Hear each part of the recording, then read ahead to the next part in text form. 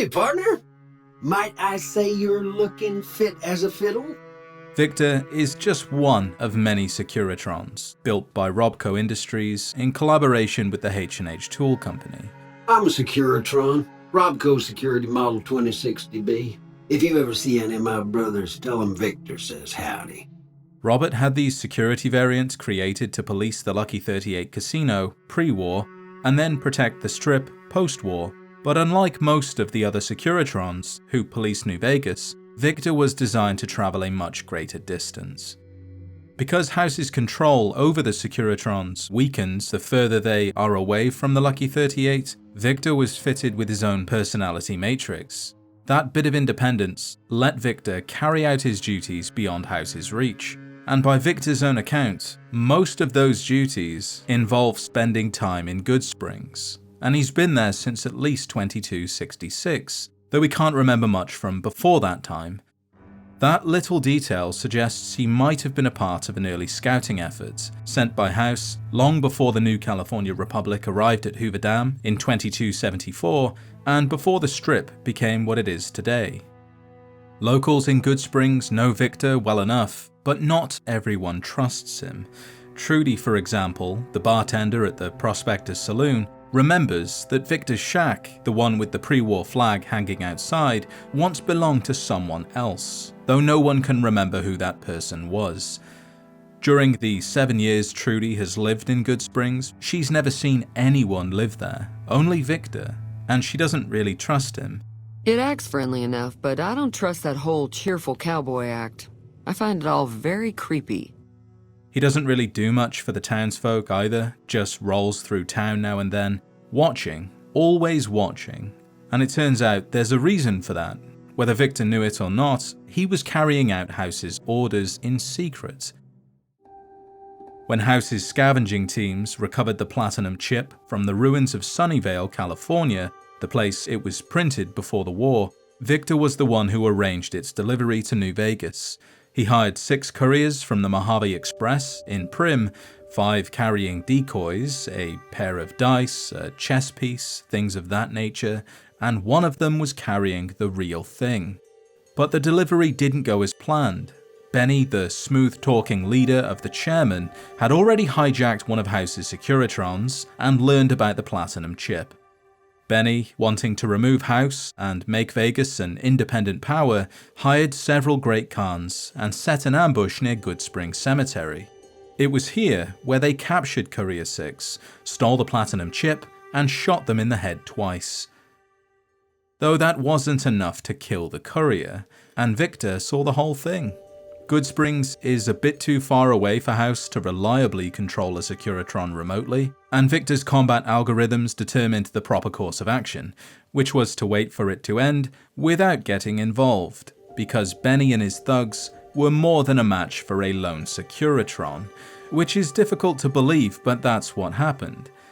When Benny and the Khans finally left, Victor dug the courier out of their shallow grave and hauled them to Doc Mitchell's house, saving their life and unknowingly setting the story of New Vegas into motion. When the courier first steps outside of Doc Mitchell's house, Victor is usually the first friendly face they meet. He comments on their miraculous recovery and marks the cemetery on their map. Kicking off the main quest, they went that away. From there, Victor becomes something of a recurring figure, showing up just when you least expect him. But before leaving town, there is a quest called Ghost Town Gunfight, where Victor can be asked to help defend the town against the invading powder gangers. He'll agree with his usual enthusiasm, but never actually shows up. A quick science check afterwards reveals why. He was remotely deactivated before the fighting started. It's never explained why House deactivated Victor, though I suspect he either didn't want to risk damaging his property for the sake of a few people, or because Victor now had other work to do, following the platinum chip, or following the courier who's following Benny who has the platinum chip. During the courier's hunt, Victor can be found in several different locations. The first is outside Novak's Dino Delight Motel, offering a few tips about the area and pointing the courier towards Jeannie Mae Crawford for supplies and a bed.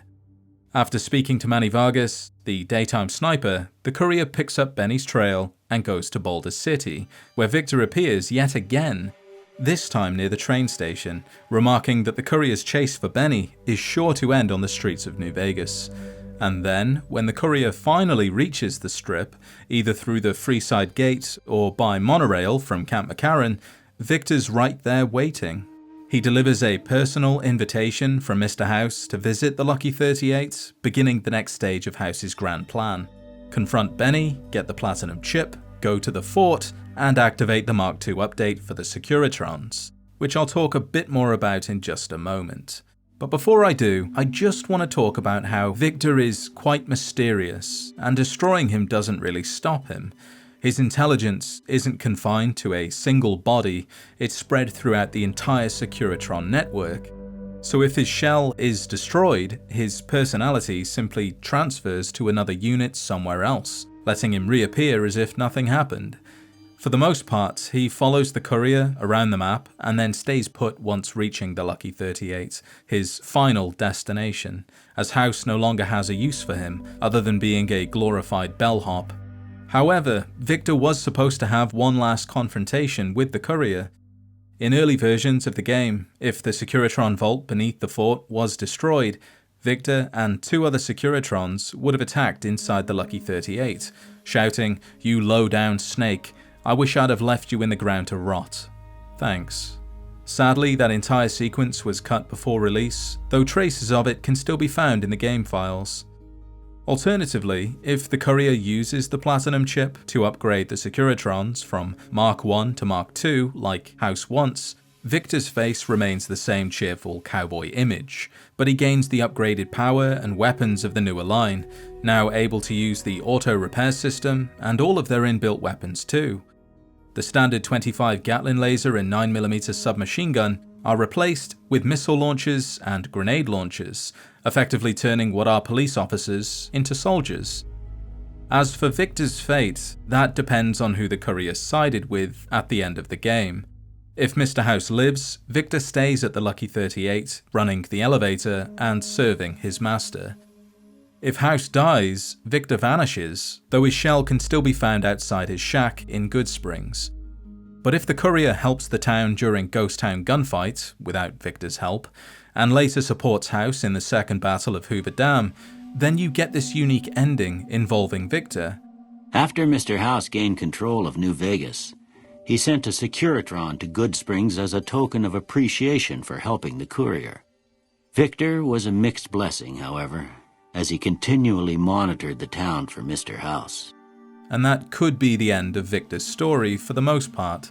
Although, in the Season 2 teaser trailer of the Fallout TV show, we see Victor and Coop together. Victor's face is still the same, so we don't know if the Platinum Chip was used or not.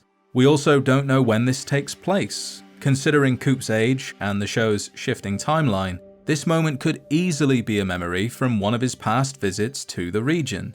Perhaps Coop did some work for Victor, maybe doing something as important as uniting the 3 families and restoring order to Vegas, in return for information. Anything's possible at this moment in time. Alas, Victor doesn't have a neat ending, yet. But we do know we'll see more of him in the TV show.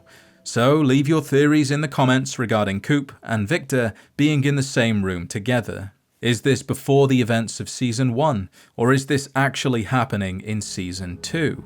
Is House still alive, and is Victor taking Coop to the Lucky 38 so House can speak to him? Or is House dead, and thanks to Victor's unique AI, he's still functioning, perhaps recruiting certain people to clear the Strip so it can be rebuilt? So many questions, and not a lot of answers. Only time will tell.